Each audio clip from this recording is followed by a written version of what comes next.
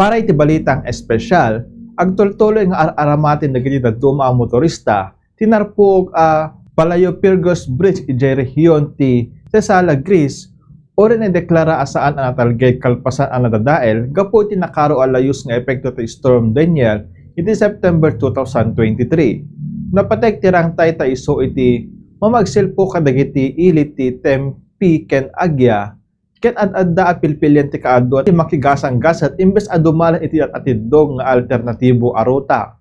Awan ti harang tirang tay iso nga adda dagiti motorist saan sumorsorot kadagiti balaag idinto dagiti daduma ang navigation apps katagtultuloy nga itutudoy ti nadadael a kalsada. Detan ti balitang espesyal ti Bombo ni Senbios, siak ni Bombo Jonathan Cabildo, and this is Bombo Radio Philippines, the #1 radio network in the country, your trusted source of news and information. Basta radyo.